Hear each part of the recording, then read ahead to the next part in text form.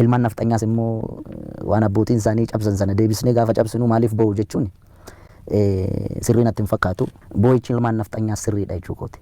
Ofiin argineen duubaan sirbiteedhani hin qoosu. Tokkoffaa inumaayyuu gara fuulduraatti sabaaf sablammii biyyattii kana faana jiraachuu fedhan namoonni gocha abbootii isaaniitiin boonan kun atattamaan dhiifama gaafachuu qabu. Uummata Oromoo qofa osoo hin ta'in sabaaf sablammii biyyattii kana hunda gadi baanee dhuguma abbootiin keenya nafxanyoota turanii, saamtota turanii, ajjeesaa turanii, hattoota turanii jedhanii qabata isaaniitiin nuti lammiilee biyyattii kana faana jaalalaan jiraachuu akka hin dandeenye kan nu godhan abbootii keenya jedhanii yeroo dhiifama gaafachuu qabanitti akkamitti abbootiin keenya ajjeesuun isaanii sirriidha, saamuun isaanii sirriidha, sabaaf sablammii biyyattii kana hacuucuun isaanii sirriidha jedhanii hin boonu taanaan silas dhaloonni kun abbootii isaanii argatu garuu yoon isaanii argin dhiisu kana quba qabaachuu qabu. Malee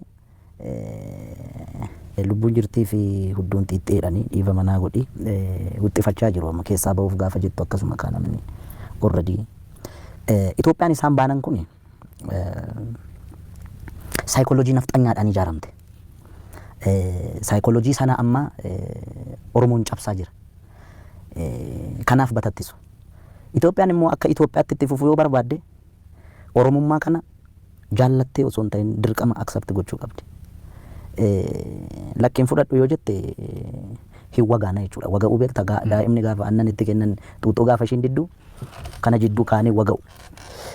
Hin waga'amti malee wajjin jiraachuudhaaf dirqama aadaa, seenaa, afaan sabaaf sablammii biyyattii kana fudhachuun dirqama Itoophiyaati.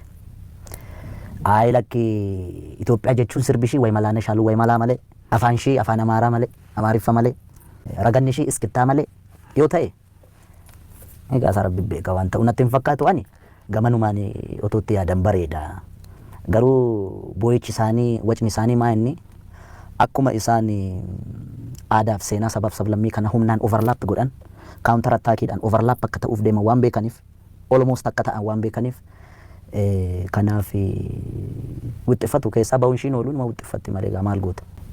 Waa'ee Finfinnee kanarratti isaan miti kan balleesse polotishaanota keenya warri mormanis warri biyya bulchanis. Waa'ee Finfinnee kanarratti gaafa nan arga darbee miidiyaa irratti bahanii gaafa laalan Finfinneen kan sabaaf sablammiiti, Finfinneen kan hunda keenyaati, Finfinneen kan maaltu fide kan akkuma Maqaleen kan Tigraay taate akkuma Bahar Daar kan Amaaraa taate Finfinneen kan Oromooti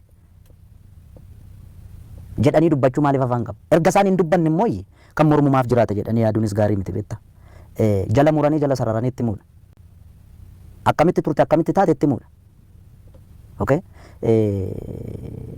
Kanatu kana fide beekta gaafa sosobbiin itti baay'atu onnatan. Waa tokko yaadadhaani gaafa anillee nama waggaa 5-6 ta'a odeeffannoodhaan qaba.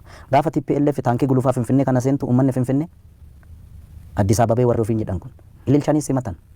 Engadda Oromoon gaafa abaaboo fi marga jiidhaa qabatee gaafa uffata aadaa uffatee Finfinnee seenu garuu balbala cufatan. Gadi baanii immoo waa'ee Itoophummaa fi Itoophiyaa haasa'u. Okay? Namoonni kun arroogaantiidha. Baalageedha yoo jechuun baatte mataa irratti ba'uun waanuma jiru. Uummata marga jiidhaa qabatee abaaboo qabatee silas daangaa ce'ee hin dhufne. Tarii yookaan Amboorraa ka'e yookaan Wallaggarraa ka'e yookaan Booranarraa ka'e yookaan jechuun lookeeshiniidhuma Itoophiyaa keessaa ka'ee miti ree. Ji'oogiraafii jechuun kaartaadhuma Itoophiyaa keessaa ka'ee dhufe miti. Garuu akka waan